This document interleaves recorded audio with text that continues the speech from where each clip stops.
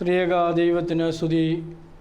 കർത്താവിൽ പ്രിയരെ, ഇന്നത്തെ നമ്മുടെ അല്പസമയത്തെ ചിന്തയ്ക്കായിട്ട് സങ്കീർത്തനങ്ങൾ 15 വായിക്കാം എന്ന് ആഗ്രഹിക്കുന്നു.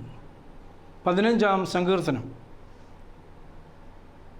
യഹോവേ, നിൻ്റെ കൂടാരത്തിൽ ആർ പാർക്കും? നിൻ്റെ വിശുദ്ധ പർവ്വതത്തിൽ ആർ വസിക്കും? നിഷ്കളങ്കനായി നടന്ന് നീതി പ്രവർത്തിക്കുകയും ഹൃദയപൂർവ്വം സത്യം സംസാരിക്കുകയും ചെയ്യുന്നവൻ, നാവുകൊണ്ട് കുരുള പറയാതെയും തൻ്റെ കൂട്ടുകാരനോട് ദോഷം ചെയ്യാതെയും കൂട്ടുകാരന് അപമാനം വരുത്താതെയും ഇരിക്കുന്നവൻ, വഷളനെ നിന്ദ്യനായി എണ്ണുകയും യഹോവ ഭക്തന്മാരെ ബഹുമാനിക്കുകയും ചെയ്യുന്നവൻ, സത്യം ചെയ്തിട്ട് ഛേദം വന്നാലും മാറാത്തവൻ, തൻ്റെ ദ്രവ്യം പലിശയ്ക്ക് കൊടുക്കാതെയും കുറ്റമില്ലാത്തവന് വിരോധമായി കൈക്കൂലി വാങ്ങാതെയും ഇരിക്കുന്നവൻ, ഇങ്ങനെ ചെയ്യുന്നവൻ ഒരു നാളും കുലുങ്ങിപ്പോകയില്ല. ഇങ്ങനെ ചെയ്യുന്നവൻ ഒരു നാളും കുലുങ്ങിപ്പോകയില്ല. ദാവീദ് എഴുതിയതായിട്ടുള്ള ഒരു സങ്കീർത്തനമാണ് ഇത് എന്ന് മനസ്സിലാക്കാനായിട്ട് സാധിക്കും. ഇവിടെ സങ്കീർത്തനകാരൻ ഒരു ചോദ്യം ചോദിച്ചുകൊണ്ടാണ് സങ്കീർത്തനത്തിൻ്റെ ആരംഭം. അവിടെ ചോദിക്കുന്ന ചോദ്യം ഇപ്രകാരമാണ്: യഹോവേ, നിൻ്റെ കൂടാരത്തിൽ ആർ പാർക്കും? നിൻ്റെ വിശുദ്ധ പർവ്വതത്തിൽ ആർ വസിക്കും? ഈ ചോദ്യം ചോദിച്ചതിന് ശേഷം അതിനുള്ള ചില റെമഡികൾ, ഉത്തരങ്ങൾ പറഞ്ഞതിന് ശേഷം അവസാനമായി സങ്കീർത്തനക്കാരൻ പറയുന്നു, ഇങ്ങനെ ചെയ്യുന്നവൻ ഒരു നാളും കുലുങ്ങിപ്പോകയില്ല. എങ്ങനെ ചെയ്യുന്നവൻ എന്നാണ് നമുക്ക് ചിന്തിക്കുവാനായിട്ടുള്ളത്. യഹോവേ, നിൻ്റെ കൂടാരത്തിൽ ആർ പാർക്കും എന്ന ചോദ്യം, ദൈവത്തിൻ്റെ കൂടാരം, ദൈവത്തിൻ്റെ ഭവനം. എവിടെയാണ് ദൈവത്തിൻ്റെ ഭവനം, ദൈവത്തിൻ്റെ കൂടാരം എന്ന് ചോദിച്ചാൽ, ദൈവം വസിക്കുന്നതായിട്ടുള്ള സ്ഥലം അതെവിടെയായാലും ദൈവത്തിൻ്റെ കൂടാരമാണ്. ദൈവത്തിൻ്റെ കൂടാരത്തിൽ അല്ലെങ്കിൽ ദൈവത്തോട് കൂടെ ദൈവം ആയിരിക്കുന്ന സാഹചര്യത്തിൽ, സ്ഥലത്ത് ആർക്ക് ദൈവത്തോടു കൂടെ വസിക്കാം, ആരുടെ കൂടെ ദൈവം വസിക്കും എന്നുള്ളതാണ് ഈ സങ്കീർത്തന ഭാഗത്തിൽ കൂടെ നമ്മൾ മനസ്സിലാക്കുന്നത്. ദൈവം വസിക്കുന്ന സ്ഥലം, അവിടെയാണ് ദൈവരാജ്യം അല്ലെങ്കിൽ ദൈവഭവനം. നമ്മളുടെ ജീവിതത്തിൽ നമ്മൾ മനസ്സിലാക്കേണ്ടത് ദൈവത്തിൻ്റെ ആലയമാണ് നാം ഓരോരുത്തരും. അതുകൊണ്ടാണ് പൗലോസ് ശ്ലീഹ കൊരിന്ത്യർക്ക് എഴുതിയ 1-ാം ലേഖനം 3-ാം അധ്യായത്തിൻ്റെ 16-ാം വാക്യത്തിൽ പറയുന്നു, നിങ്ങളുടെ ശരീരം ജീവനുള്ള ദൈവത്തിൻ്റെ മന്ദിരം അല്ലയോ? ദൈവത്തിൻ്റെ മന്ദിരത്തെ നശിപ്പിക്കുന്നവനെ ഞാൻ നശിപ്പിക്കുമെന്ന് പൗലോസ് ശ്ലീഹ പറയുന്നു. ഞാൻ ഇവിടെ ഇത് സൂചിപ്പിക്കുവാൻ കാരണം, ദൈവം വസിക്കുന്നതായിട്ടുള്ള സ്ഥലം, ദൈവത്തിൻ്റെ മന്ദിരം, അത് നാം ഓരോരുത്തരുമാണ് എന്നുള്ളതും നാം ഒരിക്കലും മറന്നു പോകരുത്. ദൈവം നമ്മളിൽ വസിക്കുന്നു, ദൈവത്തിൽ നാം വസിക്കുന്നു. അങ്ങനെ അഭേദ്യമായിട്ടുള്ള ദൈവവുമായിട്ടുള്ള ആ ഒരു ബന്ധം, ആ ദൈവവുമായിട്ടുള്ള ബന്ധമാണ് ദൈവരാജ്യത്തിൻ്റെ അനുഭവം.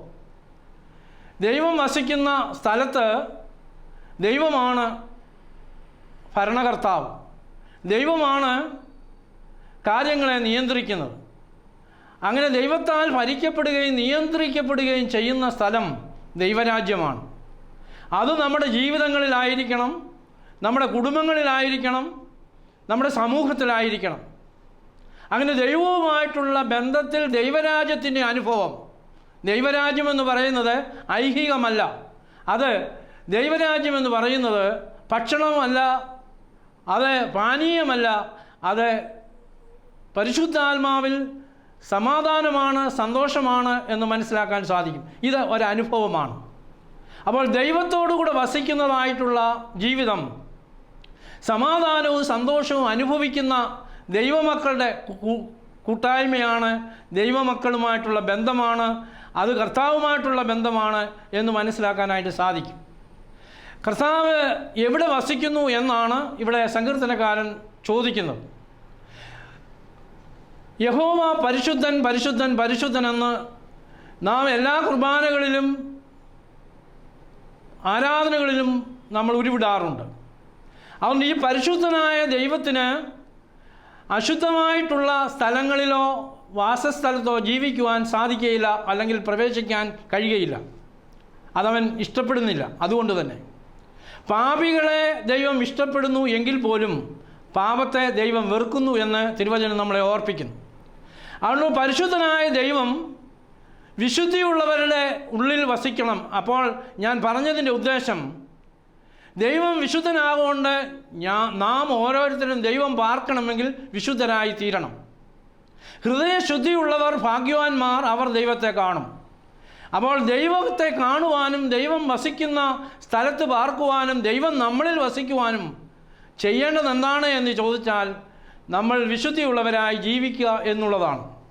അങ്ങനെയുള്ളവർക്ക് മാത്രമേ ദൈവഭവനത്തിലും ദൈവം നമ്മളിലും വസിക്കുവാനായിട്ട് സാധ്യമാകുകയുള്ളൂ. അത് എങ്ങനെ സാധിക്കുമെന്ന് ഇവിടെ സങ്കീർത്തനക്കാരൻ നമ്മളെ ഓർമ്മിപ്പിക്കുകയാണ്. ഒന്നാമതായിട്ട് അതിൻ്റെ 2ാമത്തെ വാക്യം നമ്മൾ വായിക്കുന്ന സമയത്ത് അവിടെ കാണുവാനായിട്ട് സാധിക്കുന്നത്, നിഷ്കളങ്കനായി നടന്ന് നീതി പ്രവർത്തിക്കുകയും ഹൃദയപൂർവ്വം സത്യം സംസാരിക്കുകയും ചെയ്യുന്നവൻ.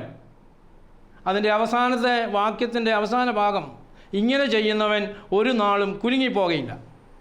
അപ്പോൾ നിഷ്കളങ്കനായി നടന്ന് നീതി പ്രവർത്തിച്ച് ഹൃദയപൂർവ്വം സത്യം സംസാരിക്കുന്നവർക്കാണ് ദൈവവുമായിട്ടുള്ള ബന്ധത്തിൽ ജീവിക്കാൻ കഴിയുന്നത് എന്ന് സങ്കീർത്തനക്കാരൻ നമ്മളോട് പറയുകയാണ്.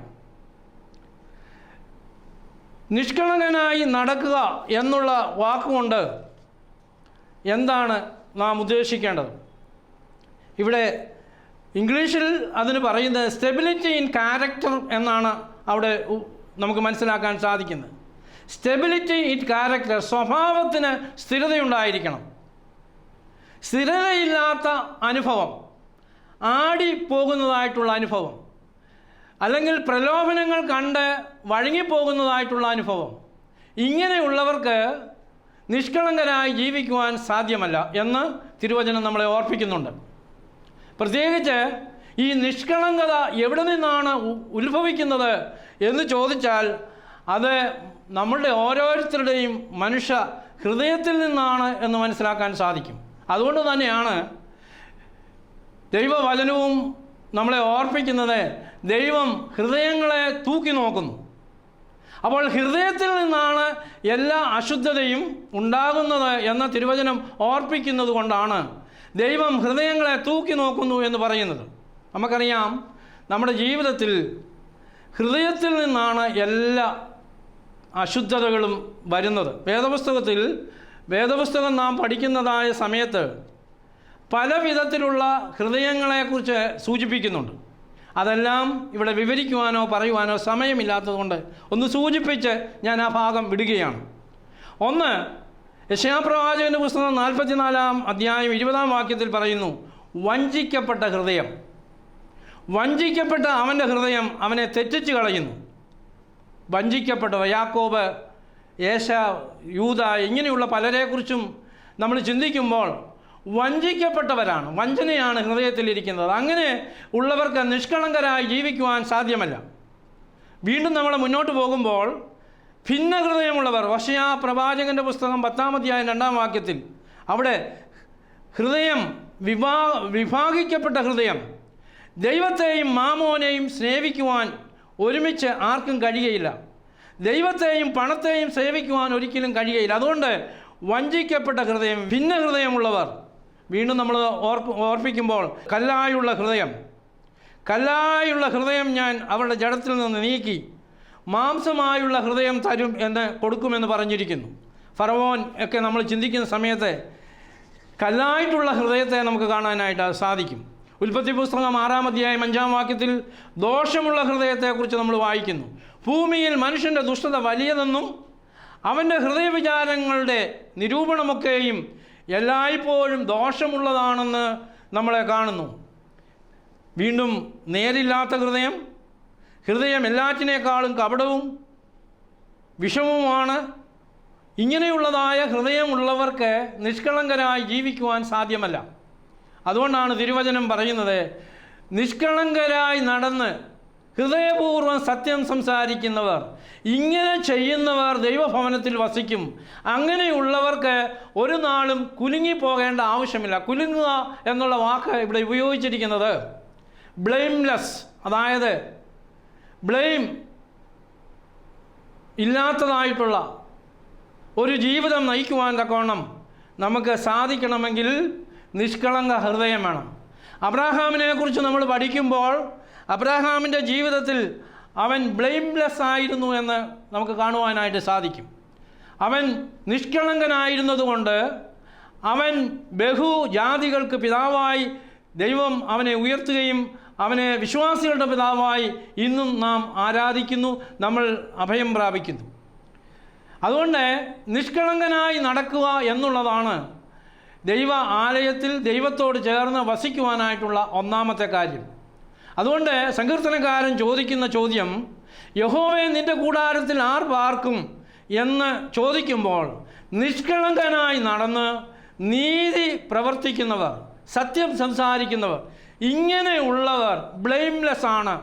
അവർക്ക് അപമാനങ്ങൾ ഒന്നും സംഭവിക്കാതെ, അവരെക്കുറിച്ച് തിന്മയൊന്നും പറയാതെ, അവർക്ക് ജീവിതത്തിൽ ഒരു കുലുക്കം അങ്ങനെയുള്ള കാര്യങ്ങളിൽ ഉണ്ടാകാതെ സ്ഥിരമായി ധൈര്യത്തോടുകൂടെ സ്റ്റേബിളായിട്ട് നിൽക്കുവാനായിട്ട് സാധിക്കും.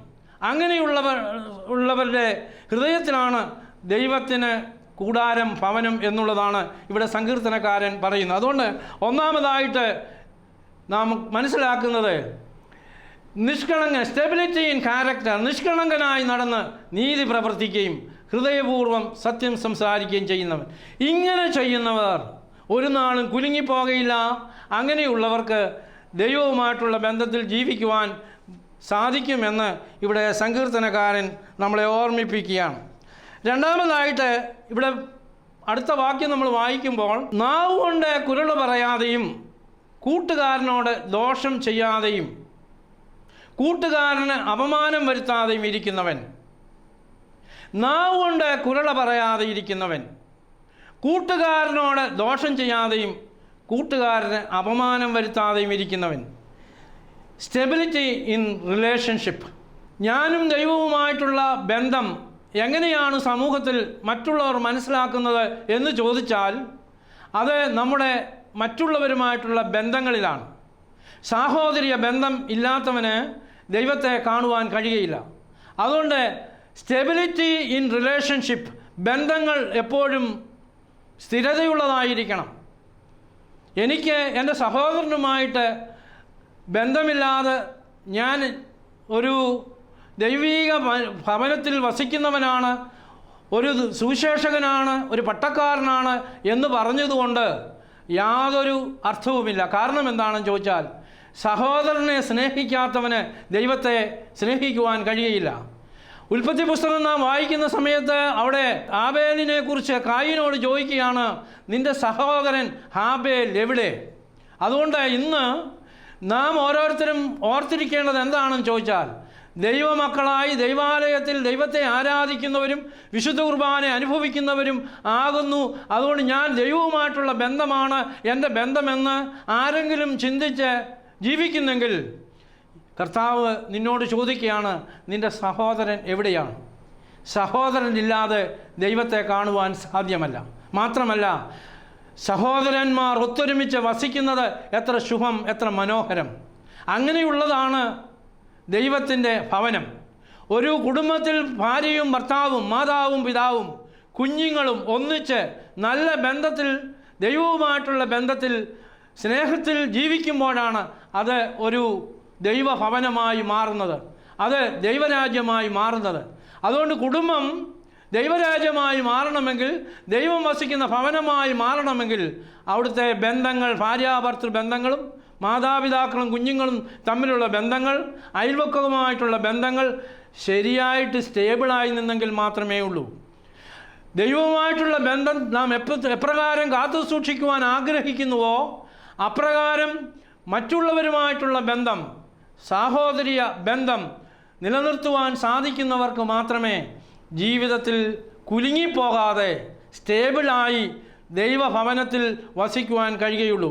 അതുകൊണ്ട് സങ്കീർത്തനക്കാരനായ ദാവീദ് ചോദിക്കുന്ന ചോദ്യം, യഹോവ നിൻ്റെ കൂടാരത്തിൽ ആർ പാർക്കും, നിൻ്റെ വിശുദ്ധ പർവ്വതത്തിൽ ആർ വസിക്കും, എങ്ങനെയുള്ളവർ എന്ന് ചോദിച്ചാൽ, നാവ് കൊണ്ട് കുരള പറയാതെയും തൻ്റെ കൂട്ടുകാരന് ദോഷം ചെയ്യാതെയും കൂട്ടുകാരന് അപമാനം വരുത്താതെയും ഇരിക്കുന്നവൻ, ഇങ്ങനെ ചെയ്യുന്നവൻ ഒരു നാളും കുലുങ്ങിപ്പോകയില്ല, അവൻ ദൈവഭവനത്തിൽ വസിക്കും. Stability in relationship. മൂന്നാമതായിട്ട് സങ്കീർത്തനം 15:4, വഷളന് നിന്ദ്യനായി എണ്ണുകയും യഹോവ ഭക്തന്മാരെ ബഹുമാനിക്കുകയും ചെയ്യുന്നവൻ. വഷളന് നിന്ദ്യനായി എണ്ണുകയും യഹോവ ഭക്തന്മാരെ ബഹുമാനിക്കുകയും ചെയ്യുന്നവൻ, ഇങ്ങനെ ചെയ്യുന്നവൻ ഒരു നാളും കുലുങ്ങിപ്പോകയില്ല. Stability in judgement. പലപ്പോഴും നമ്മൾ മറ്റുള്ളവരെ ജഡ്ജ് ചെയ്യുന്നത് ഊഹാഭോഗങ്ങൾ വെച്ചുകൊണ്ടാണ്. ആരെങ്കിലും എന്തെങ്കിലും പറയുന്നത് കേട്ട് പലപ്പോഴും നമ്മൾ നമ്മുടെ ജഡ്ജ്മെൻ്റ് അങ്ങ് നടത്തും. എങ്ങനെയെന്ന് ചോദിച്ചാൽ, ഒരു വഷളനായ ഒരു മകൻ അല്ലെങ്കിൽ പ്രായമായ ഒരു മാതാവിനെ അടിച്ച് ഉപദ്രവിച്ചതിന് ശേഷം വന്നാലും നമ്മൾ പലപ്പോഴും പറയും, എന്തു പറയും, അത് നേരത്തെ ചെയ്യേണ്ടതായിരുന്നു, നിൻ്റെ അമ്മയ്ക്ക് അത് കൊടുക്കേണ്ടതായിരുന്നു. എന്നാൽ നമ്മളാരും പറയത്തില്ല, പലരും പറയത്തില്ല, നീ ചെയ്തത് ശരിയായില്ല, നീ അങ്ങനെ ചെയ്യരുതായിരുന്നു എന്ന് പറയുവാനുള്ള തൻ്റെ ഇടം പലപ്പോഴും നമ്മൾക്കില്ല. കാരണം നമ്മളെന്തിനാ വെറുതെ വഴക്ക് അല്ലെങ്കിൽ എന്തിനാ മറ്റുള്ളവരുടെ പ്രയാസം കാണുന്നത് എന്ന് ചിന്തിച്ചുകൊണ്ട് അവരെ പലപ്പോഴും നമ്മൾ സപ്പോർട്ട് ചെയ്യുക അല്ലെങ്കിൽ അവരെ അഭിനന്ദിക്കുന്നതായിട്ടുള്ള ഒരു മനോഭാവം പലപ്പോഴും നമുക്ക് കാണാൻ സാധിക്കും. എന്നാൽ സങ്കീർത്തനക്കാരൻ ഇവിടെ പറയുന്നത്, വഷളന് നിന്ദ്യനായി എണ്ണണം. അവൻ ചെയ്തത് ശരിയല്ല എന്ന് നമ്മുടെ മനസാക്ഷിക്ക് തോന്നിയാൽ, ശരിയല്ല മോനെ നീ ചെയ്തത്, നീ ഒരിക്കലും അത് ചെയ്യാൻ പാടില്ലായിരുന്നു എന്ന് പറയുവാനായിട്ടുള്ള തൻ്റെ ഇടം. ദൈവമായ കർത്താവ് അതുതന്നെയാണ് നമ്മളെയും പഠിപ്പിച്ചത്. ഉവ്വ എന്ന് പറഞ്ഞാൽ ഉവ്വ, ഇല്ല എന്ന് പറഞ്ഞാൽ ഇല്ല. ശരിയും തെറ്റും തിരിച്ചറിഞ്ഞുകൊണ്ട് വിവേചനത്തോടും വിവേകത്തോടും കൂടെ ദൈവ ഇഷ്ടം പറയുവാനായിട്ടുള്ള തൻ്റെ ഇടമാണ് ഇവിടെ വഷളത്വം നിന്ദ്യനായി എണ്ണുക എന്ന് അർത്ഥമാക്കുന്നത്. ഞാൻ അതുകൊണ്ടാണ് പറഞ്ഞത്, ജഡ്ജ്മെൻറ്റ് അല്ലെങ്കിൽ സ്റ്റെബിലിറ്റി ഇൻ ജഡ്ജ്മെൻറ്റ് പറയാനുള്ള കാര്യം തൻ്റെ ഇടത്തോടുകൂടെ ദൈവത്തിൽ ആശ്രയിച്ചുകൊണ്ട് പറയുവാനായിട്ട് നമുക്ക് സാധിക്കണം. അതിന് നല്ല ഒരു ഉദാഹരണമാണ് സ്നാപക യോഹന്നാൻ. ചെയ്തത് തെറ്റാണ് എന്ന് പറയുവാനായിട്ടുള്ള തൻ്റെ ഇടം. മാത്രമല്ല ഇവിടെ സങ്കീർത്തനക്കാരൻ ഓർപ്പിക്കുന്നത്, വഷളനെ നിന്ദ്യനായി എണ്ണുക മാത്രമല്ല, പിന്നെയോ യഹോവ ഭക്തന്മാരെ ബഹുമാനിക്കുക. യഹോവ ഭക്തന്മാരെ ബഹുമാനിക്കുക. പഴയ കാലത്തൊക്കെ യഹോവ ഭക്തന്മാരെ, ദൈവമക്കളെയൊക്കെ വളരെ കാര്യമായി ബഹുമാനിക്കുകയും ഒക്കെ ചെയ്തിരുന്നതായിട്ടുള്ള നമ്മുടെ പൂർവ്വ മാതാപിതാക്കളെ കാണുവാനായിട്ട് സാധിക്കും. എന്നാൽ ഇന്ന് അതിനൊന്നും നമ്മൾ വേണ്ടുന്നതായിട്ടുള്ള പ്രാധാന്യം കാണുന്നില്ല. കാരണം എന്താണെന്ന് ചോദിച്ചാൽ, പലരും പലപ്പോഴും പറയും, ആരാണ് ദൈവഭക്തർ? ഇന്ന് എല്ലാവരും ഒരുപോലെ വഷളത്വം നിറഞ്ഞതായിട്ടുള്ള ആളുകളാണ്. അതുകൊണ്ട് ആരെ ബഹുമാനിക്കണം, എങ്ങനെ ബഹുമാനിക്കണം എന്നറിഞ്ഞുകൂടാ, ചെയ്യാൻ പ്രയാസമാണെന്ന് പറയുന്ന ആളുകളെ പോലും കാണാൻ സാധിക്കും. എന്നാൽ ഒരു കാര്യം, നമ്മളുടെ ജീവിതത്തിൽ നീ ദൈവപൈതലായി ജീവിക്കുന്നുവെങ്കിൽ ദൈവത്തിൻ്റെ ആത്മാവ് നന്മ ചെയ്യുവാനും തിന്മ ചെയ്യുവാനും, നന്മയെക്കുറിച്ചും തിന്മയെക്കുറിച്ചും തിരിച്ചറിവും പരിജ്ഞാനവും ബോധവും നിൻ്റെ ഉള്ളിൽ തരുമ്പോൾ, വഷളത്വം എന്താണെന്ന് മനസ്സിലാക്കിക്കൊണ്ട് വഷളനെ നിന്ദ്യനായി എണ്ണുവാനും യഹോവ ഭക്തന്മാരെ ബഹുമാനിക്കാനും നാം പഠിക്കുകയും ചെയ്യുമ്പോഴാണ് ദൈവത്തിൻ്റെ ഭവനത്തിൽ വസിക്കുവാനായിട്ട് സാധിക്കുന്നത്. ദൈവത്തിൻ്റെ സ്വഭാവത്തിൻ്റെ ഭാഗമാണ്. അതുകൊണ്ടാണ് സങ്കീർത്തനക്കാരൻ പറയുന്നത്, ദൈവഭവനത്തിൽ വസിക്കണമെങ്കിൽ എങ്ങനെയുള്ളവർക്കാണ്? വഷളനെ നിന്ദ്യനായി എണ്ണുകയും യഹോഭക്തനെ ബഹുമാനിക്കുകയും ചെയ്യുന്നവൻ. ഇങ്ങനെ ചെയ്യുന്നവൻ ഒരു നാളും കുലുങ്ങിപ്പോകയില്ല. ദൈവഭവനത്തിൽ വസിക്കുവാൻ നമുക്ക് സാധിക്കണമെങ്കിൽ പറയേണ്ട കാര്യം പറയേണ്ടതുപോലെ പറയുവാൻ, ചെയ്യേണ്ടതുപോലെ ചെയ്യുവാൻ, പറയരുതാത്തവയെ പറയാതിരിപ്പാനും പറയേണ്ടതിനെ പറയുകയും ചെയ്യുന്നതാണ് യഥാർത്ഥ ക്രിസ്തീയ ജീവിതമെന്ന് പറയുന്നത്. പറയേണ്ട കാര്യം പറയുന്നില്ല എങ്കിൽ അതും പാപമാണ് എന്നുള്ളത് നാം ഒരിക്കലും മറന്നു പോകരുത്. പറയരുതാത്തവ പറയുന്നത് പാപമായിരിക്കുന്നത് പോലെ തന്നെ പറയേണ്ടത് പറയാതിരിക്കുന്നതും പാപത്തിൻ്റെ പട്ടികയിൽ പാപത്തിൽ ഉൾപ്പെടുന്നു എന്നുള്ളത് മനസ്സിലാക്കിക്കൊണ്ട് പറയേണ്ട കാര്യങ്ങളെ പറയേണ്ടതുപോലെ ദൈവം മുൻപാകെ സത്യവും നീതിയും മനസ്സിലാക്കിക്കൊണ്ട് ബഹുമാനിക്കേണ്ടവരെ ബഹുമാനിക്കുവാനും വഷളത്വത്തെ നിന്ദ്യമായി എണ്ണുവാനും നമുക്ക് സാധിക്കേണ്ടത് വളരെ ആവശ്യമാണ്. അങ്ങനെയുള്ളവർക്കാണ് ദൈവിക ഭവനത്തിൽ ദൈവത്തോടുള്ള കൂട്ടായ്മ ബന്ധത്തിൽ ദൈവരാജ്യത്തിൻ്റെ സന്തോഷം അനുഭവിക്കാനായിട്ട് സാധിക്കുന്നത്. ഒരു കാര്യം കൂടെ പറഞ്ഞ് അവസാനിപ്പിക്കട്ടെ. നാലാമതായിട്ട് ഇവിടെ സത്യം ചെയ്തിട്ട് ഛേദം വന്നാലും മാറാത്തവൻ. സത്യം ചെയ്തിട്ട് ഛേദം വന്നാലും മാറാത്തവൻ. Stability in commitment. സത്യം ചെയ്തിട്ട് എന്ത് ജീവിതത്തിൽ പ്രതികൂലങ്ങൾ വന്നാലും മാറാത്ത അനുഭവത്തിൽ, അതായത് സഭയെക്കുറിച്ച് പറയുമ്പോൾ സഭയ്ക്ക് ഒരു വാക്ക് പറയുന്നുണ്ട്, മാറ്റൂറിയ എന്ന വാക്ക് ഉപയോഗിക്കുന്നുണ്ട്, രക്തസാക്ഷി.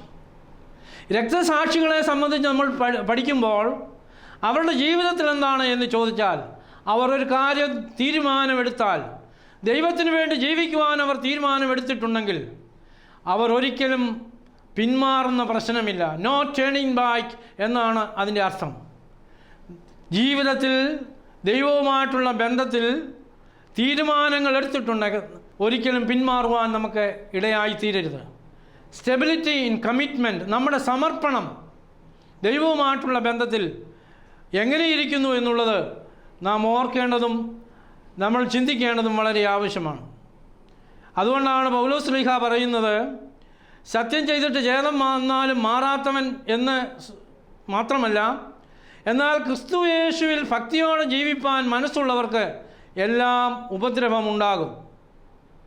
എന്നാൽ ക്രിസ്തുയേശുവിൽ ഭക്തിയോടെ ജീവിപ്പാൻ മനസ്സുള്ളവർക്കെല്ലാം ഉപദ്രവമുണ്ടാകും.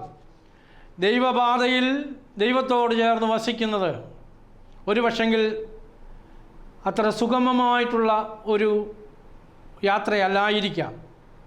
പലപ്പോഴും വേദനയുടെയും പ്രയാസത്തിൻ്റെയും ഒക്കെ അനുഭവങ്ങളായിരിക്കാം. പഴയ നിയമത്തിൽ യൗസേപ്പിനെ നാം ചിന്തിക്കുമ്പോൾ ദൈവിക സത്യങ്ങളെ ഉൾക്കൊണ്ടുകൊണ്ട് ദൈവവുമായിട്ടുള്ള ബന്ധത്തിൽ ജീവിച്ചതുകൊണ്ട് കാരാഗ്രഹത്തിൽ അടയ്ക്കപ്പെടേണ്ടതായിട്ട് വന്നിട്ടുണ്ട്. പുതിയ നിയമത്തിൽ ഞാൻ മുൻപേ സൂചിപ്പിച്ചതുപോലെ യോഹന്നാൻ സ്നാപകനെക്കുറിച്ച് നമ്മൾ ചിന്തിക്കുമ്പോൾ കർത്താവിന് മുൻപേ പാതയൊരുക്കിയതായിട്ടുള്ള സ്നാപക യോഹന്നാൻ്റെ ജീവിതം, തൻ്റെ ശിരസ് കർത്താവിന് വേണ്ടി, കർത്താവിൻ്റെ പാതയ്ക്ക് വേണ്ടി, സത്യത്തിന് വേണ്ടി സമർപ്പിക്കുവാനായിട്ട് ഇടയായിത്തീർന്നത് ദൈവവചനത്തിൽ കൂടെ നാം വായിക്കുന്നുണ്ട്. സഹദേന്മാരായിട്ടുള്ളവർ, സ്ലീഹന്മാരായിട്ടുള്ളവർ, പരിശുദ്ധൻ സഭയ്ക്ക് ആദ്യ സഭയിലെ ആയിരുന്ന പിതാക്കന്മാർ, അവരൊക്കെയും അവരുടെ ജീവിതം കർത്താവിന് വേണ്ടി അവരുടെ ജീവിതത്തെ ഒഴിഞ്ഞു വെച്ചതായി നമുക്ക് കാണുവാൻ സാധിക്കും.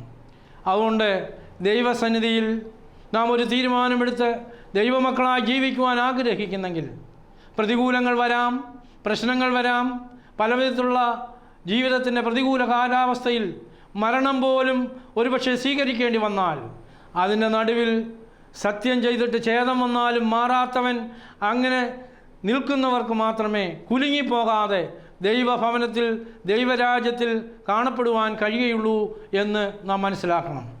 പ്രിയ സഹോദരങ്ങളെ, 15-ാം സങ്കീർത്തനം നമ്മളോട് സംസാരിക്കുന്നു. ദൈവരാജ്യത്തിൻ്റെ അനുഭവത്തിൽ ദൈവിക ഭവനത്തിൽ വസിക്കുവാൻ ആർക്കാണ് കഴിയുന്നത്? പ്രധാനമായിട്ട് 4 കൂട്ടം കാര്യങ്ങളാണ് ഈ സങ്കീർത്തനത്തിൽ കൂടെ നിങ്ങളോട് പങ്കുവയ്ക്കുവാൻ ഞാൻ ആഗ്രഹിച്ചത്. 1, സ്റ്റെബിലിറ്റി ഇൻ ക്യാരക്ടർ. നിഷ്കളങ്കനായി നടന്ന് നീതി പ്രവർത്തിക്കുകയും ഹൃദയപൂർവ്വം സത്യം സംസാരിക്കുകയും ചെയ്യുന്നു. ഇങ്ങനെ ചെയ്യുന്നവൻ ഒരു നാളും കുലുങ്ങിപ്പോകയില്ല. രണ്ടാമത് പറഞ്ഞത് സ്റ്റെബിലിറ്റി ഇൻ റിലേഷൻഷിപ്പ്. നാവുകൊണ്ട് കുരുള പറയാതെയും കൂട്ടുകാരന് ദോഷം ചെയ്യാതെയും കൂട്ടുകാരന് അപമാനം വരുത്താതെയും ഇരിക്കുന്നവൻ. ഇങ്ങനെ ചെയ്യുന്നവൻ ഒരു നാളും കുലുങ്ങിപ്പോകയില്ല. മൂന്നാമതായിട്ട് പറഞ്ഞത് സ്റ്റെബിലിറ്റി ഇൻ ജഡ്ജ്മെൻറ്റ്. വഷളനെ നിന്ദ്യനായി എണ്ണുക, യഹോഭക്തന്മാരെ ബഹുമാനിക്കുക, പറയേണ്ട കാര്യങ്ങൾ പറയുവാൻ, ചെയ്യേണ്ട കാര്യങ്ങൾ ചെയ്യുവാൻ, ചെയ്യേണ്ടതുപോലെ ചെയ്യുവാൻ, ദൈവവുമായിട്ടുള്ള ബന്ധത്തിൽ സത്യത്തിന് വേണ്ടി നിലനിൽക്കുവാൻ. ഇങ്ങനെ ചെയ്യുന്നവർ ഒരു നാളും കുലുങ്ങിപ്പോകയില്ല. നാലാമതായിട്ട് പറഞ്ഞത് സത്യം ചെയ്തിട്ടും ഛേദം വന്നാലും മാറാത്തവർ, സ്റ്റെബിലിറ്റി ഇൻ കമ്മിറ്റ്മെൻറ്റ്, ദൈവത്തിന് വേണ്ടി ജീവിതത്തെ സമർപ്പിച്ചിട്ടുണ്ടെങ്കിൽ കർത്താവേ, ഏത് പ്രതികൂലങ്ങൾ വന്നാലും നിന്നെ പിന്തുടരുവാൻ എനിക്ക് സഹായിക്കണമേ. നിന്നെ പിന്തള്ളുവാനോ നിന്നിൽ നിന്ന് മാറിപ്പോകുവാനോ നിൻ്റെ ഭവനത്തിൽ നിന്ന് അകന്നു പോകുവാനോ ഒരിക്കലും ഇടയായി തീരാതെ നിൻ്റെ ഭവനത്തിൽ, നിൻ്റെ കൂടാരത്തിൽ നിന്നോടൊത്ത് വസിക്കുന്ന അനുഭവമായി ഈ ലോകത്തിലും വരുവാനിരിക്കുന്ന ലോകത്തിലും ആയിത്തീരുവാൻ തക്കവണ്ണം എന്നെ സഹായിക്കണമേ എന്ന് നമുക്ക് പ്രാർത്ഥിക്കാം. ആയതിന് ദൈവം നമ്മളെ ഓരോരുത്തരെയും സഹായിക്കട്ടെ എന്ന് പ്രാർത്ഥിച്ചുകൊണ്ട് ഈ വാക്കുകൾ ഇവിടെ അവസാനിപ്പിക്കുന്നു. നമുക്ക് പ്രാർത്ഥിക്കാം. ദൈവമായ കർത്താവേ, നിന്നോട് ചേർന്ന് നിൻ്റെ ദൈവരാജ്യത്തിൻ്റെ അനുഭവത്തിൽ ജീവിക്കുവാൻ നീ ഞങ്ങളെക്കുറിച്ച് ഉദ്ദേശിക്കുന്നല്ലോ. അതെപ്രകാരം സാധ്യമായി തീരുമെന്ന് സങ്കീർത്തനത്തിൽ കൂടെ ഞങ്ങളിന്ന് ചിന്തിച്ചല്ലോ. നിൻ്റെ കൂടാരത്തിൽ വസിക്കുവാനും നിൻ്റെ പർവ്വതത്തിൽ പാർക്കുവാനും ഏഴകളാവുന്ന ഞങ്ങളെ സഹായിക്കണമേ. അതിന് നിഷ്കളങ്കമായ ഹൃദയം ഞങ്ങൾക്ക് തരണമേ. കർത്താവേ, നിന്നിൽ നിന്ന് മാറിപ്പോകുവാൻ ഒരിക്കലും ഇടയായിത്തീരരുതേ. ഞങ്ങളുടെ ഹൃദയത്തെ വിശുദ്ധീകരിക്കണമേ. മാത്രമല്ല, ഞങ്ങളുടെ ബന്ധങ്ങൾ, ഞങ്ങളുടെ റിലേഷൻഷിപ്പൊക്കെ ശരിയാകുവാൻ അവിടുന്ന് സഹായിക്കണമേ.